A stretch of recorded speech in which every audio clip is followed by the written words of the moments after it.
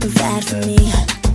You know you can confide in me. You never have to lie to me. I said it once and I ain't gonna say it twice. I don't know what you want me to be, boy, I want you to be happy. I can see you don't wanna believe my own reality.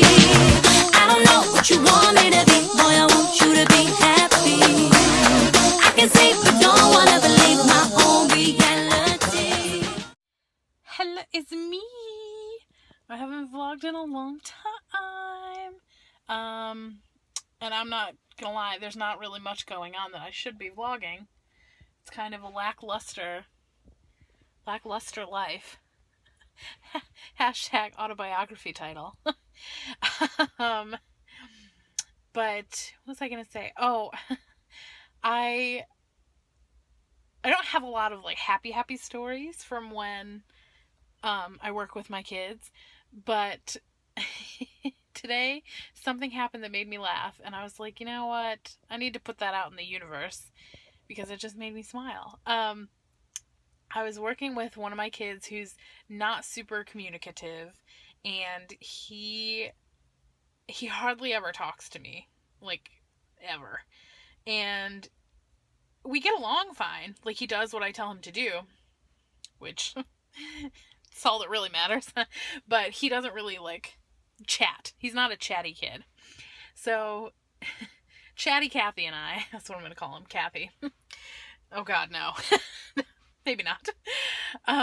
So this kid and I were walking through the library, and we walked past a Scooby-Doo book, and it had Scooby-Doo and Shaggy on the cover of the book, and he like patted my arm, and he goes, "Miss Chris, look," and he pointed to Scooby-Doo and Shaggy, and he looks at me and goes, "Those two guys, they're scared of like everything." And that just tickled me, because like he's not a high functioning kid, and so it's like impressive that he like put that together, that like, yes, every time I see these characters, they're always scared of something, they're always like running away or like nervous about something. And it made me smile. I was like, yes, you're right. Laquan, you are right. Those are some scared people. And I was talking to him about, do you ever get scared? Sometimes Miss Chris gets scared. She gets real scared of spiders. Oh yeah. And he was like, yeah, sometimes I get scared of dinosaurs. And that was pretty much it for like the entire rest of the day. That was all of our conversation. Like I said, not a talkative kid. But it was good. It was a breakthrough, I guess you could say. It was something to document. I feel like I go through my day looking for interventions to document. Because sometimes I'm just like giving kids thumbs up because they're doing fine. And that's kind of hard to document. So, yeah, I get real excited when there's something good to document that's not just kid was doing what he was supposed to be doing. Sincerely, TDT specialist. Hi, sister. I just got back from adventures with Julia. We went to the Library of Congress. We had lunch. We went to a couple of like stores. There was like a giant Forever 21, a giant H&M. And then we went to the Library of Congress and looked around there. It was stunning. Then we ended up at a lovely coffee shop / church thing. It's like a church on Sundays and a coffee shop during the week. It's really good. It's called Ebenezer's. And then, what did we do after that? Oh, we went to Union Station, which was real sketchy on the outside, but real pretty on the inside. Just like me. And yeah, then we had dinner there, and then we metroed back home. But I wanted to, and I'll insert some footage of the Library of Congress here. Enjoy. So we're in the Library of Congress, and it's gorgeous.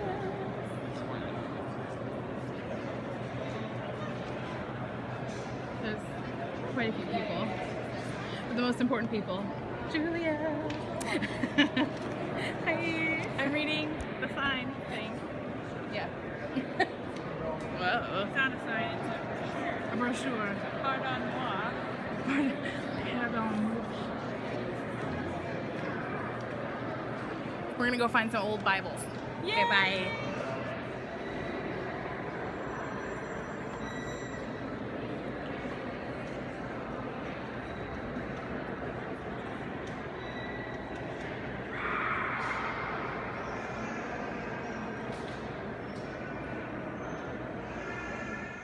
So last night I went out with my friend Erica and my friend Kate, and it was Erica's birthday, so we went to her favorite pub. Yeah, it was a pub called Rira. R-I-R-A. Yeah, Rira. And it's an Irish-owned pub, and they serve like all Irish food and Irish beer, and it's very, very Irish.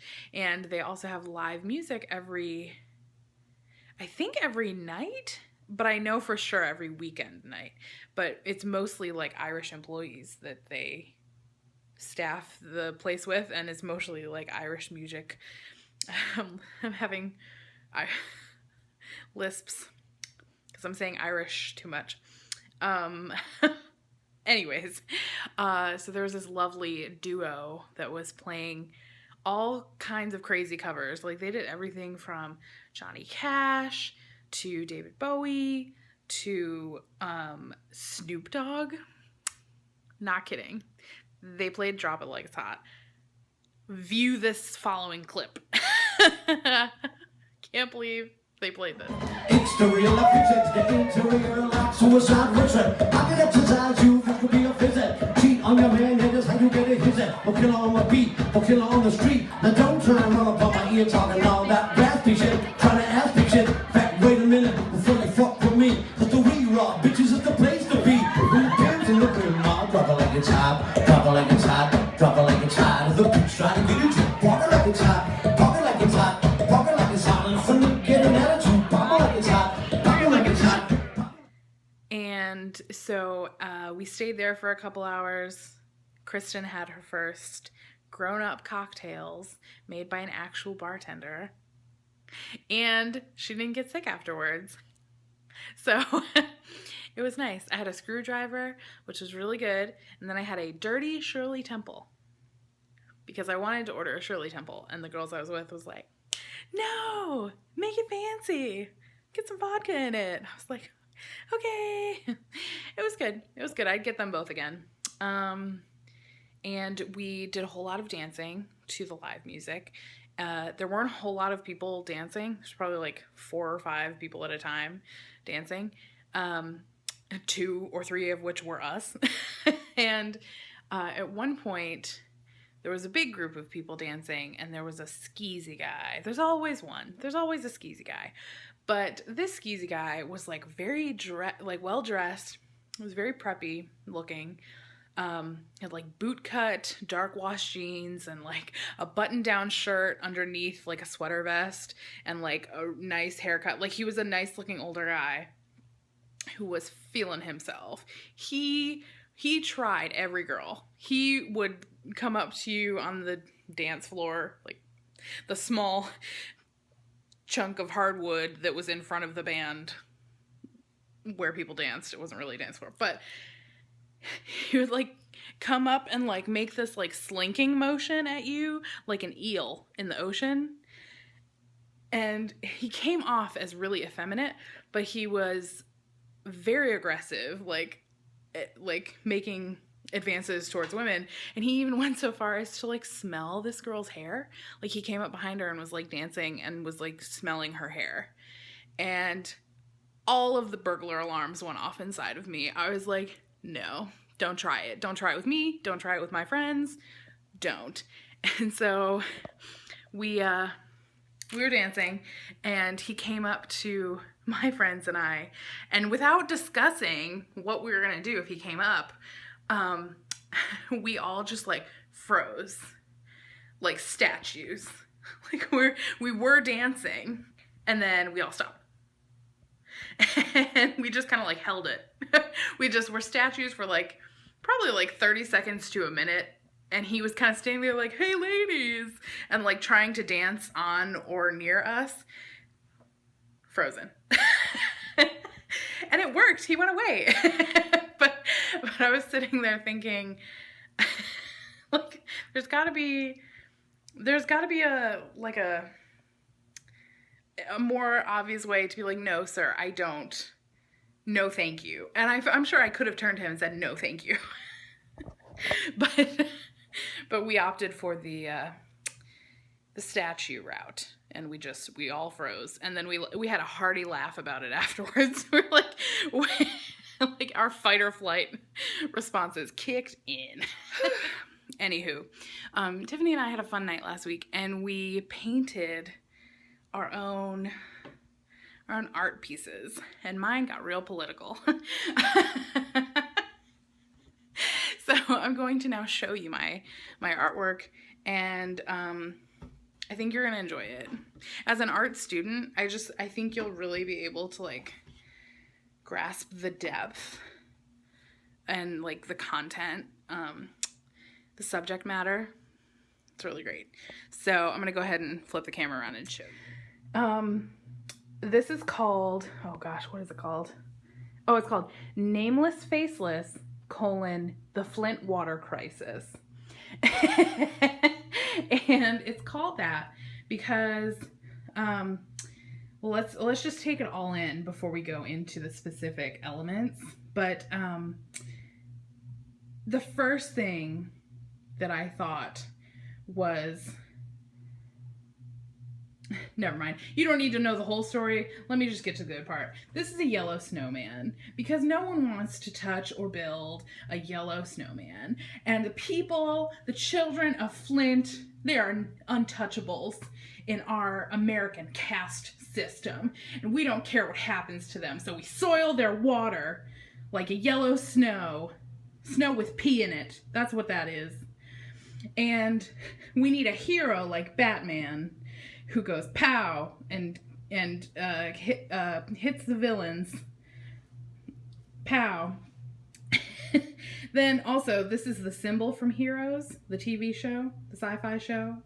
So again, we need a hero to save the untouchables. And that was pretty much all the political stuff. And then I just did a bunch of swirlies and explosions. This is essentially, this was supposed to be the world, but now I'm thinking it's like, oh, the grass is greener on the other side with the clean water and the white people. Aren't you proud? I wasn't even inebriated when I made this. It was fun to make though. We made it while watching Psych. So I think that's where the silliness came from. But yeah. I don't know how long this is going to stay in my apartment, so I wanted you to see it. My art. It's my art. Bye!